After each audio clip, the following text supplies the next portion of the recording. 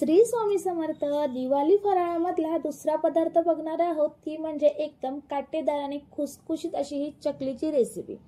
आता ही चकली बनवताना तुम्हाला कोणतीही पूर्वतयारी करण्याची गरज नाहीये किंवा मग भाजणी बनवण्याची गरज नाहीये आणि यामध्ये अजिबात मोहन सुद्धा टाकण्याची गरज नाहीये। तरी सुद्धा ही चकली आहे ती एकदम खुसखुशीत काटेदार अशी ही तयार होते।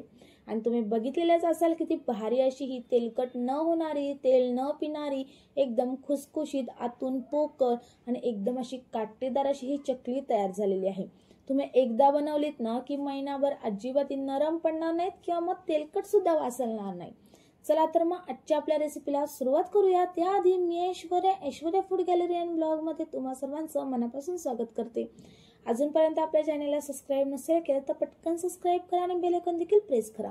चला चकलीसाठी लागणारे अगोदर साहित्य बघून घेऊया। तर आपल्याला पाऊण किलो एवढा मैदा लागणार आहे आणि अर्धी वाटी एवढी मुगाची डाळ लागणार आहे।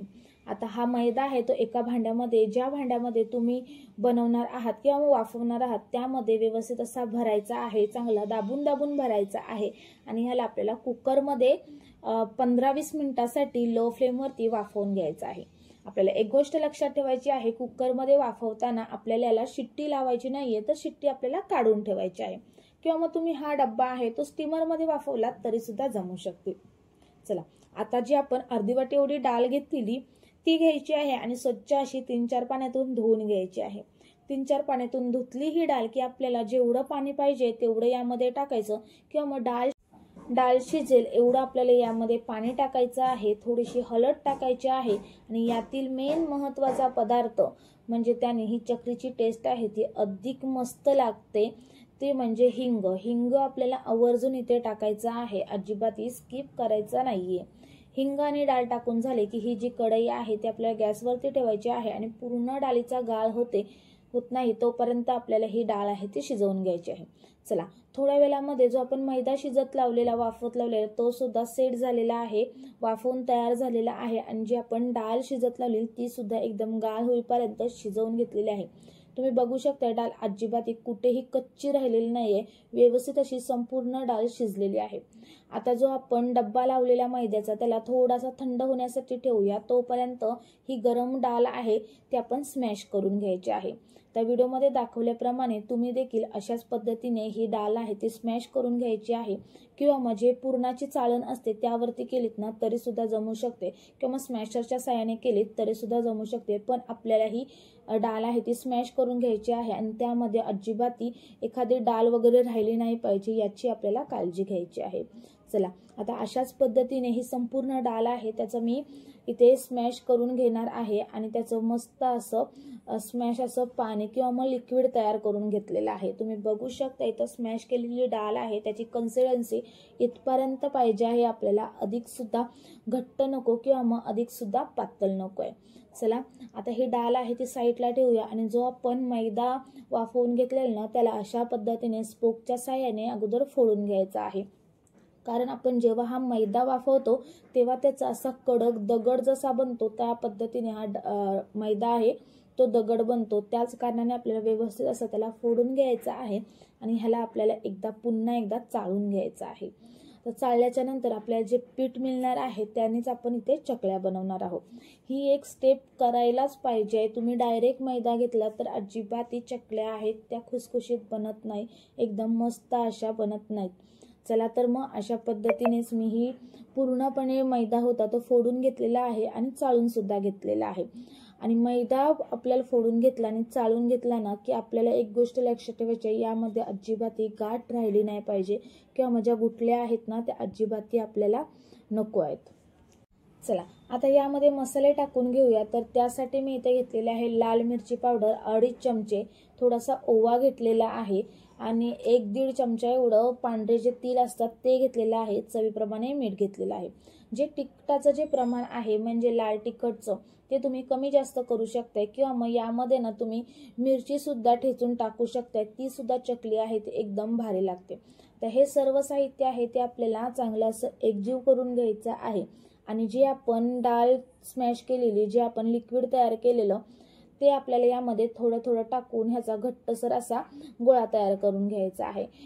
जास्त सॉफ्ट पण नको किंवा मग जास्त घट्ट सुद्धा नको आहे.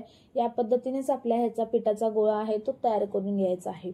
आता हे पीठ आहे ते मळताना चांगलं असं आपण जसं चपातीचं पीठ मळून घेतो त्याच पद्धतीने हे पीठ आहे ते मळून घ्यायचं आहे. एकदम मस्त असं हे पीठ आहे ते तयार करून घेतलेलं आहे आणि तुम्ही याची कन्सिस्टन्सी किंवा मग सॉफ्टनेस बघू शकताय. इथपर्यंत आपल्याला कडक पाहिजे किंवा मग सॉफ्ट पाहिजे. मस्त असं ते पीठ मळून झालेलं त्यातूनच थोडासा इथे उंडा तयार करून घेतलेला आहे चकली बनवण्यासाठी. आता तो उंडा घेतल्याच्या नंतर सुद्धा आपल्याला हे पीठ आहे ते चांगलं असं मळून घ्यायचं आहे. म्हणजे चकली आहे ते अजिबाती पाडताना तुटणार नाही किंवा मग व्यवस्थित अशी पडली जाईल. आता हा उंडा जो तयार करून घेतलेला आहे तो आपल्याला चकलीच्या भांड्यामध्ये भरायचा आहे. आता चकलीच्या भांड्यामध्ये भरताना सुद्धा याला अजिबाती एअर राहायला नाही पाहिजे. त्या भांड्यामध्ये ही आपल्याला काळजी घ्यायची आहे. एअर राहिला तर ही चकली आहे ती व्यवस्थित अशी पडत नाही. कुठलीही चकली बनवा ही किंवा मग दुसरी कुठल्याही पद्धतीची चकली बनवा, जर अशा पद्धतीने जर तुम्ही भरलीत ना तर अजिबात ही चकली आहे ती फाटणार नाही किंवा मग तुटणार नाही. व्यवस्थित अशी चकली आहे ती एकसारख्या आकारामध्ये आपल्याला पाडता येते.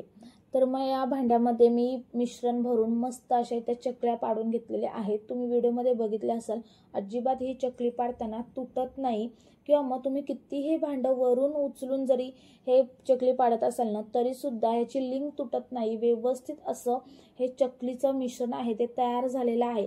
कुठलीही तुम्ही चकली बनवा व्यवस्थित असं हे पीठ मळून घेतलं ना किंवा मग यामध्ये भरताना व्यवस्थित भरलं एअर न साचला ना तर मस्त अशाच्या चकल्या आहेत त्या पाडता येतात.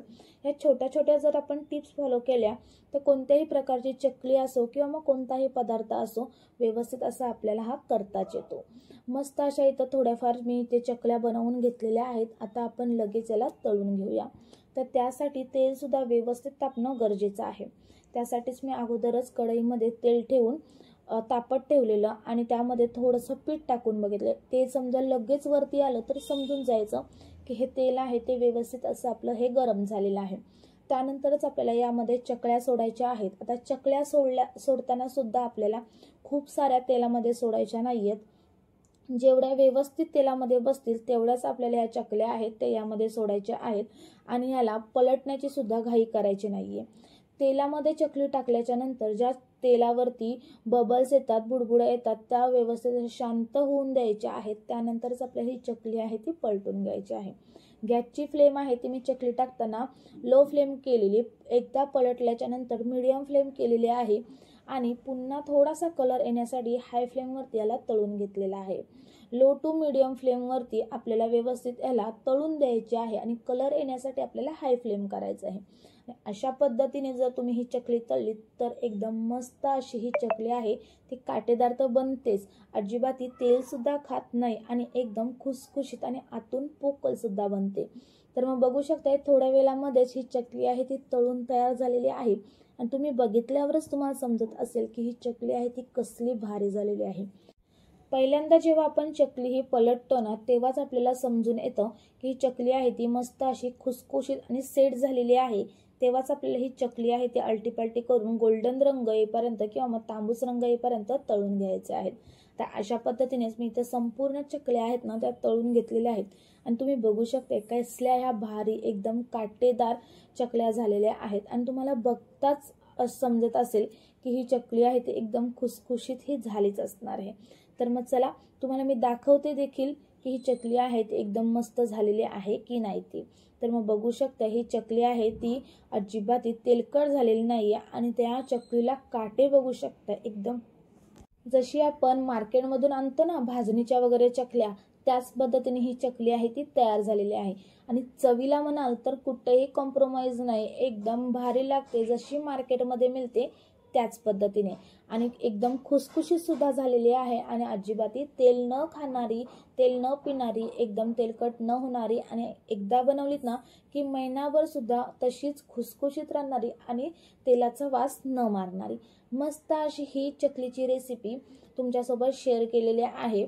तुम्हाला ही रेसिपी कशी वाटली हे मला कमेंट्स करून नक्की कळवा आणि ह्या दिवाळीच्या फराळाच्या रेसिपीमध्ये ही चकलीची रेसिपी आहे ती नक्की करून बघा. ही रेसिपी केल्याच्या नंतर सुद्धा मला कमेंट्स करून कळवा की कशा झालेल्या आहेत चकल्या.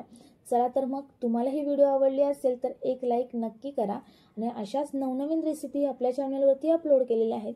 तर एकदा नक्की भेट द्या चॅनेलला. तुमच्या मैत्रिणींना, तुमच्या घरातील सदस्यांना आणि जास्तीत जास्त नातेवाईकांना सुद्धा शेअर करा. अजूनपर्यंत जर आपल्या चॅनलला सबस्क्राईब नसेल केलं तर पटकन सबस्क्राईब करा किंवा मग नवीन जरी असाल तरी सुद्धा पटकन सबस्क्राईब करा आणि बेल आयकॉन देखील प्रेस करा. चला आणखी एक अशाच नवीन व्हिडिओ सोबत भेटूया. तोपर्यंत बाय बाय.